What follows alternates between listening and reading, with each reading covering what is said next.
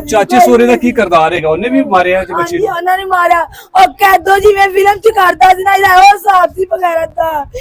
ਆਪਣੀ ਬੱਚੀ ਨੂੰ ਵੇਖਿਆ, ਸਾਡੀ ਬੱਚੀ ਪਛਾਣੀ ਨਹੀਂ ਗਈ, ਇੱਕ ਬਾਹ ਇੱਧਰ ਇੱਕ ਇੱਧਰ। ਆਪਣੀ ਬੱਚੀ ਨਾਲ ਬਹੁਤ ਜ਼ਿਆਦਤੀ ਹੋਈ ਹੈ। ਉਹ ਪੈਸੇ ਤੇ ਲਿਆ ਲੈਣ ਕੰਜਰ ਆਪਣੇ ਬਾਹਰ ਫਿਰਨ ਦੇ ਨੇ, ਜ਼ਾਲਮ ਲੋਕ ਨੇ ਇਹ ਸਾਰੀ। ਸੱਸ ਵੀ ਜ਼ਾਲਮ, ਸੋਹਰਾ ਵੀ ਜ਼ਾਲਮ, ਚਾਚਾ ਸੋਹਰਾ ਵੀ ਜ਼ਾਲਮ ਤੇ ਬੰਦਾ ਵੀ ਉਹਦਾ ਜ਼ਾਲਮ। ਠੰਡ ਵੀ ਉਦੋਂ ਪੈ ਰਹੀ ਹੈ ਜਦੋਂ ਸਾਰੇ ਫੜੇ ਗਏ ਤੇ ਇਹਨਾਂ ਨੂੰ ਗੋਲੀ ਦਾ ਆਰਡਰ ਦਿੱਤਾ ਜਾਵੇ। ਮੈਂ ਆ ਸਭ ਮੈਂ ਤਿੱਕਰ ਵੀ ਨਹੀਂ ਵੇਖ ਸਕੀ, ਮੈਨੂੰ ਇਹ ਹੋਣ ਲੱਗੇ ਤੇ ਮੈਂ ਨਹੀਂ ਵੇਖਦੀ, ਮੇਰੇ ਕੋਲ ਬਰਦਾਸ਼ਤ ਨਹੀਂ ਹੁੰਦਾ ਹੈਗਾ। ਜ਼ਾਲਮਾਂ ਨੇ ਮੇਰੀ ਧੀ ਨੂੰ ਮਾਰਿਆ।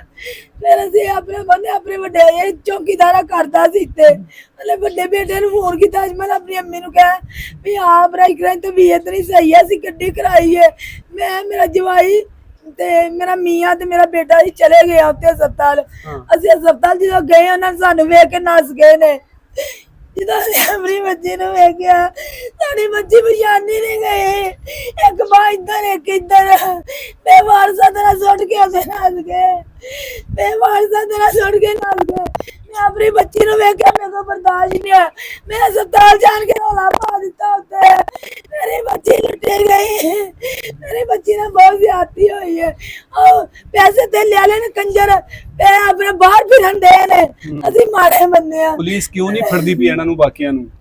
ਉਹ ਆਂਦੇ ਨੇ ਅਸਲ ਮੁਜਰਮ ਫੜਿਆ ਹੋਵੇ ਨਾ। ਅਸਲ ਕਿਹੜਾ ਮੁਲਜ਼ਮ ਜੇ? ਸਾਰੇ ਮੁਜਰਮ ਸਾਰੇ ਰਲ ਕੇ ਚਾਰ ਹੀ ਨੇ। ਉਹਨਾਂ ਜਦੋਂ ਕਹੋ ਆਂਦੇ ਨੇ ਅਸਲ ਤੇ ਫੜਿਆ ਹੋਵੇ ਨਾ, ਉਹ ਵੀ ਫੜੇ ਜਾਣਗੇ। ਸਾਨੂੰ ਠੰਡ ਵੀ ਉਦੋਂ ਪੈ ਰਹੀ ਹੈ ਜਦੋਂ ਸਾਰੇ ਫੜੇ ਗਏ ਤੇ ਇਹਨਾਂ ਨੂੰ ਗੋਲੀ ਦਾ ਆਰਡਰ ਦਿੱਤਾ ਜਾਵੇ, ਇਹਨਾਂ ਨੂੰ ਗੋਲੀ ਦਾ ਆਰਡਰ ਦਿੱਤਾ ਜਾਵੇ। ਸਾਡੀ ਬੇਟੀ ਸਾਨੂੰ ਪਤਾ ਚੱਲਿਆ ਕਿ ਹਮਲਾ ਵੀ ਸੀ। ਹਾਂਜੀ 6 ਮਹੀਨੇ ਦੀ ਹੈ ਸੀ ਹਮਲਾ ਵੀ। ਤੇ ਇਹ ਤੇ ਫਿਰ ਦੋ ਕਤਲ ਕੀਤੇ ਦੋ ਕਤਲ ਕੀਤੇ ਨੇ, ਦੋ ਅੰਤਰਿਆਂ ਨੇ ਦੋ ਕਤਲ ਕੀਤੇ ਨੇ। ਚਲੋ ਸਾਡੀ ਬੇਟੀ ਦਾ ਨਹੀਂ ਆਪਣੀ ਨਸਲ ਦਾ ਹੀ ਵੇਖ ਲੈਂਦੇ ਵੀ ਸਾਡੀ ਨਸਲ ਦੀ ਕੁੱਖ ਚ ਬਲਨ ਨਹੀਂ ਹੈ। ਕੀ ਤੁਹਾਨੂੰ ਹੁਣ ਪੁਲਿਸ ਦੱਸਦੀ ਹੈ ਕਿ ਜਿਹੜਾ ਮੁਲਜ਼ਮ ਫੜਿਆ ਤੁਹਾਡਾ ਦਮਾਦ, ਉਹ ਕੀ ਦੱਸਦਾ ਹੈ ਕਿ ਕਿਉਂ ਕਤਲ ਕੀਤਾ, ਕਿਉਂ ਮਾਰਿਆ ਸੀ? ਮੇਰੇ ਨਾਲ ਉਹਨਾਂ ਦੀ ਗੱਲ ਕੋਈ ਨਹੀਂ ਹੋਈ। ਮੁੰਡੇ ਗਏ ਅੰਦਰ, ਸਿਰਫ ਮੈਂ ਇੱਕ ਡੰਡਾ ਹੀ ਮਾਰਿਆ ਸਿਰ 'ਚ। ਉਹ ਡੰਡੇ ਦਾ ਕੰਮ ਹੀ ਨਹੀਂ ਹੈ। ਸਿਰ ਦੇ ਜਿਹੜੇ ਨਿਸ਼ਾਨ ਸੀ, ਅੱਖਾਂ ਜਿਹੜੀਆਂ ਸੁਜਾਈਆਂ ਹੋਈਆਂ ਨੇ, ਇਹ ਕਿਸ ਚੀਜ਼ ਨਾਲ ਮਾਰਿਆ? ਇਹ ਸੁਮਿਆਂ ਨਾਲ ਮਾਰ ਮਾਰ ਕੇ ਉਹਨਾਂ ਨੂੰ ਸੁਜਾਈਆਂ, ਸੁਵੇ ਮਾਰੇ ਨੇ। ਲੋਹੇ ਡਾਕਟਰਾਂ ਨੇ ਕਿਹਾ, ਉਹਨਾਂ ਨੇ ਕਿਹਾ ਲੋਹੇ ਦੇ ਜ਼ਾਰਾ ਦੇ ਨਾਲ ਉਹਨਾਂ ਨੇ ਵਾਰ ਕੀਤਾ ਵੇ। ਸਿਰ ਦੇ ਵਿੱਚ ਤੇ ਬੜੇ ਗਹਿਰੇ ਜ਼ਖਮ ਹੋਏ ਨੇ ਤੇ ਇਹ ਤੇ ਕੋਈ ਹੋਰ ਚੀਜ਼ ਲੱਗਦੀ ਹੈ। ਆਪਣੀ ਧੀ ਨੂੰ ਵੇਖਿਆ ਨਹੀਂ, ਮੈਂ ਆਪਣੀ ਧੀ ਨੂੰ ਜਾ ਕੇ ਵੇਖਿਆ ਨਹੀਂ। ਮੈਂ ਆ ਸਭ ਮੈਂ ਤਿੱਕਰ ਵੀ ਨਹੀਂ ਵੇਖ ਸਕੀ, ਮੈਨੂੰ ਇਹ ਹੋਣ ਲੱਗੇ ਤੇ ਮੈਂ ਨਹੀਂ ਵੇਖਦੀ, ਮੇਰੇ ਕੋਲ ਬਰਦਾਸ਼ਤ ਨਹੀਂ ਹੁੰਦਾ ਹੈਗਾ। ਤੁਸੀਂ ਆਪਣੀ ਧੀ ਦੇ ਨਾਲ ਕੋਈ ਆਖਰੀ ਵਾਰ ਕੋਈ ਗੱਲ ਕੀਤੀ ਸੀ? ਉਹਨੇ ਦੱਸਿਆ ਕਿ ਇਹ ਜ਼ੁਲਮ ਕਿਵੇਂ ਹੋਇਆ ਹੈ? ਨਹੀਂ, ਮੈਂ ਜਦੋਂ ਗਈ ਹਾਂ ਬੇਹੋਸ਼ ਹੋਈ ਪਈ ਸੀ। ਮੇਰੀ ਧੀ ਅੱਜ ਦਾ ਦਿਨ ਦੀ ਮੇਰੇ ਨਾਲ ਕੋਈ ਗੱਲ ਨਹੀਂ ਕੀਤੀ ਹੈਗੀ, ਮੇਰੀ ਧੀ ਨੇ ਕੋਈ ਗੱਲ ਨਹੀਂ ਕੀਤੀ। ਜਦੋਂ ਚੱਲੀ ਸੋਲਾਂ ਨੇ ਅੰਮੀ ਮੇਰਾ ਦਿਲ ਨਹੀਂ ਕਰਦਾ, 2-4 ਦਿਨ ਮੇਰਾ ਦਿਲ ਕਰਦਾ ਮੈਂ ਰਹਿ ਪਾਵਾਂ। ਮੈਨੂੰ ਕੀ ਪਤਾ ਹੈ ਮੇਰੀ ਧੀ ਦੇ ਆ ਬਾਟ ਟੁੱਟ ਪੈਣਾ, ਮੈਂ ਆਪਣੀ ਧੀ ਨੂੰ ਆਪ ਹੀ ਨਾ ਖਿਲਾਉਂਦੀ। ਇਸ ਤੋਂ ਪਹਿਲੇ ਵੀ ਤੁਹਾਡੀ ਬੇਟੀ ਦੇ ਨਾਲ ਕੋਈ ਪਹਿਲੇ ਕੋਈ ਮਾਰਪੀਟ ਕੀਤੀ ਹੋਏ, ਕੋਈ ਚੀਜ਼ ਦੀ ਡਿਮਾਂਡ ਕਰਦੇ ਹੋਣ? ਨਹੀਂ, ਮਾਰਪੀਟ ਕਦੀ ਵੀ ਨਹੀਂ ਕੀਤੀ ਹੈ ਉਹਨਾਂ ਨੇ ਕੋਈ ਵੀ। ਤੇ ਫਿਰ ਅਚਾਨਕ ਕੀ ਹੋਇਆ ਸੀ ਕਿ ਉਹਨਾਂ ਨੇ ਜ਼ੁਲਮ ਦੀ ਇੰਤਹਾ ਕਰ ਦਿੱਤੀ? ਮੈਨੂੰ ਦੱਸਿਆ ਦੀ ਅੰਮੀ ਚਾਚਾ ਸੋਹਰਾ ਮੇਰਾ ਆਂਦਾ ਸੀ ਬਾਹਰੋਂ ਆਣ ਕੇ ਸੋਹ ਲੈਣ ਦਈ ਹੈ। ਪਤਾ ਨਹੀਂ ਕਿੰਨੂੰ ਫੋਨ ਹੋਇਆ, ਚਾਚਾ ਸੋਹਰਾ ਜਿਹੜਾ ਉਹ ਨਹੀਂ ਸੀ ਰਾਜ਼ੀ ਹੈ ਰਿਸ਼ਤੇ ਦੇ। ਉਹ ਨਹੀਂ ਰਾਜ਼ੀ। ਚਾਚੇ ਸੋਹਰੇ ਦਾ ਕੀ ਕਰਦਾਰ ਹੈਗਾ? ਉਹਨੇ ਵੀ ਮਾਰਿਆ ਜੀ ਬੱਚੇ ਨੂੰ? ਉਹਨਾਂ ਨੇ ਮਾਰਿਆ ਉਹ ਕੈਦੋ ਜਿਵੇਂ ਫਿਲਮ ਚ ਕਰਦਾ ਸੀ ਨਾ, ਇਹਦਾ ਉਹ ਹਿਸਾਬ ਸੀ ਵਗੈਰਾ ਦਾ। ਇਹ ਬੜੇ ਜ਼ਾਲਮ ਲੋਕ ਨੇ, ਇਹ ਸਾਰੀ। ਸੱਸ ਵੀ ਜ਼ਾਲਮ, ਸੋਹਰਾ ਵੀ ਜ਼ਾਲਮ, ਚਾਚਾ ਸੋਹਰਾ ਵੀ ਜ਼ਾਲਮ ਤੇ ਬੰਦਾ ਵੀ ਉਹਦਾ ਜ਼ਾਲਮ। ਇਹ ਕੀ ਕੰਮ ਕਰਦੇ ਸੀ ਜਿਨ੍ਹਾਂ ਨੂੰ ਇਹ ਖਿਆਲ ਨਹੀਂ ਆਇਆ ਕਿ ਅਸੀਂ ਕਤਲ ਕਰਨ ਤੋਂ ਬਾਅਦ ਕਾਨੂੰਨ ਸਾਨੂੰ ਵੀ ਗ੍ਰਿਫਤਾਰ ਕਰ ਸਕਦਾ ਹੈ? ਜਿਹੜਾ ਇਕਰਾ ਦਾ ਮੀਆਂ ਹੈ ਉਹ ਦਰਜੀ ਸੀ, ਤੇ ਜਿਹੜਾ ਉਹਦਾ ਸੋਹਰਾ ਵੀ ਉਹ ਸ਼ੋਰੂਮ ਸੀ ਉਹਨਾਂ ਮੋਟਰਸਾਈਕਲਾਂ ਦਾ। ਅੱਛਾ, ਚਾਚਾ ਸੋਹਰਾ ਵੀ ਦਰਜੀ ਹੈ। ਬੜਾ ਜ਼ੁਲਮ। ਹੁਣ ਤੁਸੀਂ ਕੀ ਮੁਤਾਲਬਾ ਕਰਦੇ ਹੋ ਵਜ਼ੀਰ ਆਲਾ ਪੰਜਾਬ ਨੂੰ? ਕੀ ਤੁਸੀਂ ਆਖੋਗੇ? ਮੈਂ ਉਹਦੇ ਕੀ ਕਰਦੀ ਆ, ਇੱਕ ਮਾਂ ਦੀ ਝੋਲੀ ਚ ਇੱਕ ਖਰਾਤ ਮੰਗਦੀ ਪਈ, ਉਹਦੀ ਖਰਾਤ ਪਾ ਦੋ। ਮੇਰੀ ਧੀ ਦਾ ਇਨਸਾਫ ਦੋ ਮੈਨੂੰ ਲੈ ਕੇ। ਹਰੀਆਂ ਨੂੰ ਆ ਦੇ ਕੇ ਮੈਂ ਅਪੀਲ ਹੀ ਕਰਦੀ ਆ, ਮੇਰੀ ਧੀ ਦਾ ਇਨਸਾਫ ਦੇ। ਇਸ ਵਤਨ ਦੀ ਧੀ ਹੈ, ਇਸ ਵਕਤ ਵਤਨ ਦੀ ਭੈਣ ਹੈ, ਮੈਨੂੰ ਇਨਸਾਫ ਚਾਹੀਦਾ। ਮੈਂ ਇਨਸਾਫ ਲੈਣਾ ਆਪਣੀ ਧੀ ਦਾ। ਉਹ ਦਰਿੰਦੇ ਬਾਹਰ ਕਿਉਂ ਫਿਰਨ ਦੇ ਨੇ? ਮੈਨੂੰ ਅੱਗ ਲੱਗੀ ਪਈ ਹੈ। ਮੇਰਾ ਇੱਥੋਂ ਦੀ ਕਰਜ਼ਨ ਸੀ ਵੀ ਜੇ ਮੈਨੂੰ ਹਸਪਤਾਲ ਚ ਟੱਕਰ ਜਾਂਦੇ ਤੇ ਮੈਂ ਉਹਨਾਂ ਦੀ ਹਰ ਚੀਜ਼ ਲੱਤ ਬੰਦ ਕਰ ਦੇਣੀ ਸੀ। ਮੈਂ ਇੱਥੋਂ ਦੀ ਧੱਕੇ थकी पई आ, मैं इत्थों तक थकी पई आ। ਤੇ ਪੁਲਿਸ ਉਹਨਾਂ ਨੂੰ ਕਿਉਂ ਗ੍ਰਿਫਤਾਰ ਨਹੀਂ ਕਰ ਸਕੀ ਹੁਣ ਤੱਕ? पता नहीं है पुलिस वाले नु पता होवे। ਤੁਹਾਨੂੰ ਕੀ ਕਹਿੰਦੇ ਨੇ ਪੁਲਿਸ ਵਾਲੇ? होणगे ओ पैसे ला देंदे होणगे, ਅਸੀਂ माड़े बंदे आ। नाज़रीन, ये एक माँ की फरियाद है जो जोलियां उठा उठा कर इस रियासत से अपनी बेटी के साथ होने वाले जुल्म का इंसाफ मांग रही है।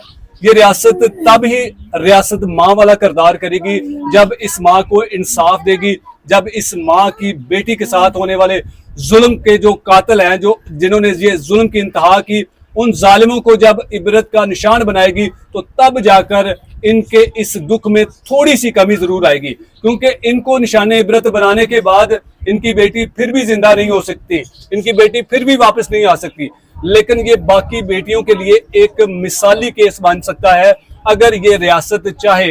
लेकिन रियासत इस कदर बेहस हिस्स हो चुकी है कि उसको ये अंदाजा नहीं कि इस मुआशरे में हमारी बेटियों के साथ, हमारी बहनों के साथ किस तरह से जुल्म की इंतहा हो रही है। अगर इसी तरह जुल्म की इंतहा होती रही तो फिर हमारी बेटियां या फिर हम बेटियों वाले ये सोचते हुए अपनी बेटी की शादी करते हुए 1000 बार सोचेंगे कि कहीं ऐसा ना हो कि हमारी बेटी के साथ भी इस तरह का कोई जुल्म हो जाए।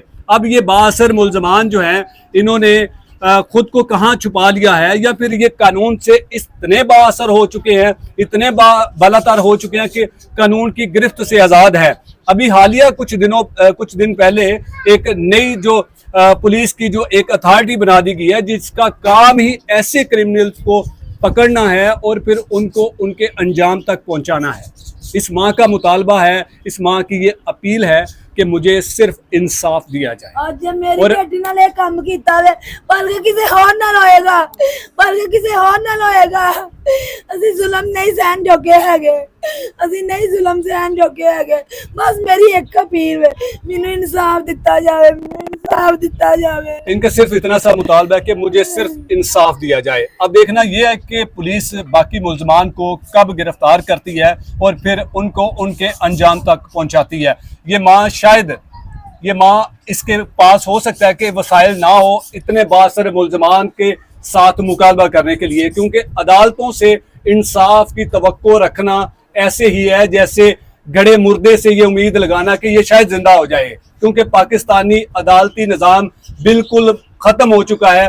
और अदालतों से अगर इनको ये उम्मीद है कि इंसाफ मिलेगा तो मैं समझता हूँ कि ये इनकी उम्मीद कभी भी कामयाब नहीं होगी। और ये बाअसर मुल्ज़मान जो है वो शायद इनको नुकसान पहुँचाने के लिए इनके किसी और फर्द को भी नुकसान पहुँचा सकते हैं। हमारी वज़ीर आला पंजाब और IG पंजाब से ये अपील है कि बाकी मुल्ज़मान को फौरी गिरफ्तार किया जाए और शफाफ इंक्वायरी और इन्वेस्टिगेशन करके जो कसूरवार है उनके खिलाफ एक स्ट्रॉन्ग किस्म का चलान पेश करके इनको जो है वो निशाने इबरत बनाया जाए।